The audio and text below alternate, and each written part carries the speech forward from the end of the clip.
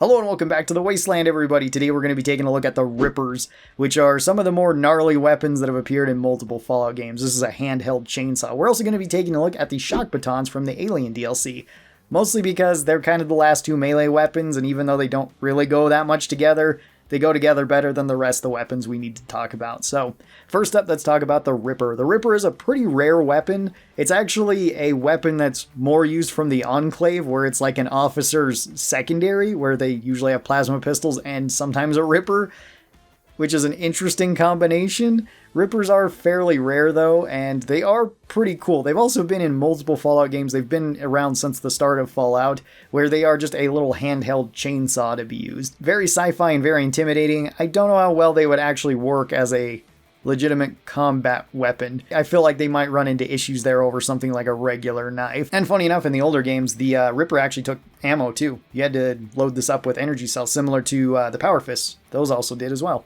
But in this one, you don't. So the Ripper for stats does 30 damage per hit and 30 damage per second. This is a automatic weapon, an automatic melee weapon. You just hold it out and stick it into enemies, and you just chop them up with it.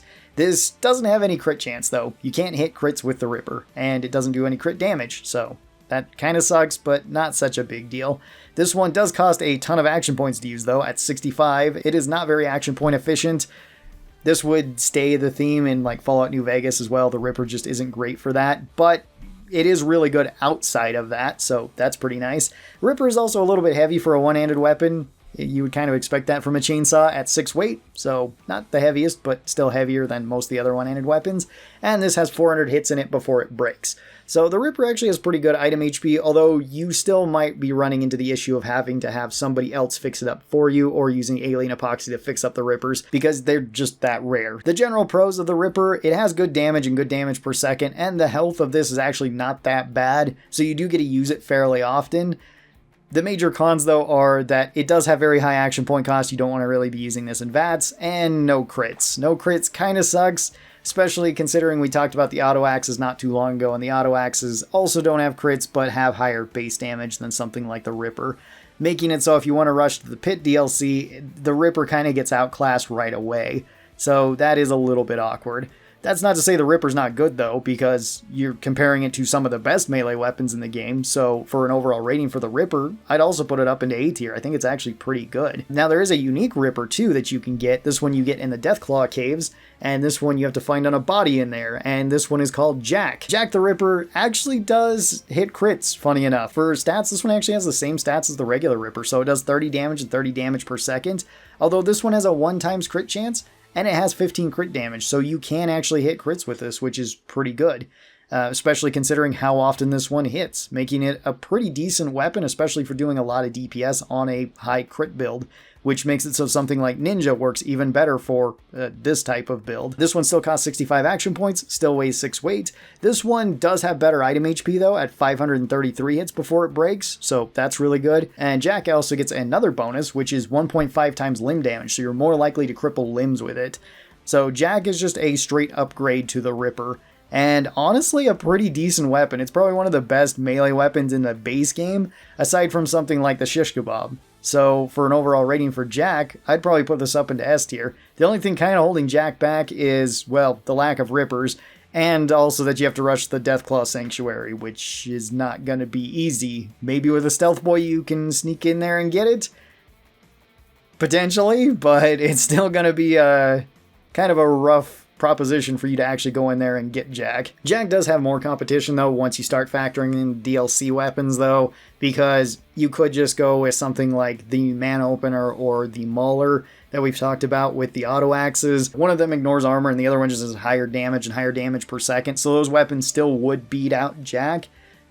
But Jack is more lightweight, and you can potentially find Rippers, and you can't really find auto axes, although they're both fairly rare, so I don't know if that argument really holds that much water, but it is a little bit better in that regard. Let's move over to the shock batons now, which you can get from the Mothership Zeta DLC. You can get these from the aliens. They regularly have them. And these are probably going to be like the first weapons that you really get from that DLC, where you kind of have to use this to beat up some of the guards. And they're actually pretty decent melee weapons. So the regular shock baton does 20 damage on hit, which is pretty good for a melee weapon. This also deals 2 damage of electricity damage that lingers for 5 seconds. So you can hurt enemies over time. This is nice. This isn't affected by anything. It's not like Pyromaniac where you can actually get more damage because this is electricity damage.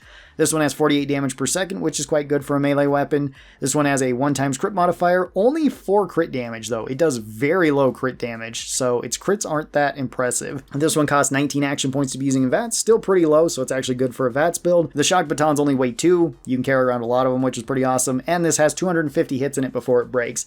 Not the most amount of item health, but on the ship itself, you're probably going to find a bunch of these, so fixing it up isn't going to be that big of a deal. This is a decent weapon, and if you want to rush this DLC, Melee actually has a pretty good start. So I'm going to put the shock baton into B tier. The lack of crits kind of hurts it, but its regular base damage is good enough, and so long as you're just on the ship, you shouldn't have a problem fixing these up and keeping it in high health. There is one unique variant of this too, called the Electro Suppressor.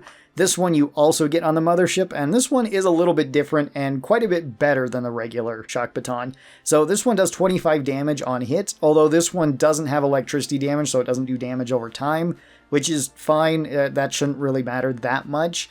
This one has 58 damage per second, so slightly higher than the regular one. Still a 1x crit chance. Still only 4 crit damage. However, this one has a unique effect on crit hit, though, where if you do get a crit hit, you knock enemies down, which is really, really useful for melee weapons. If you've ever played Fallout New Vegas and you've ever taken a melee build with Super Slam, you know how strong that is. It is very powerful because any other melee enemy that you're fighting, or even gun enemy, if it can't fight back, you pretty much automatically win that fight. It doesn't matter how much damage you have, you can just bully that enemy to death. This one actually has even less action point cost too, at only 15. This is one of the best action point weapons in the entire game. This one still only weighs 2/8, but this one has even less item health at only 200 hits before it breaks.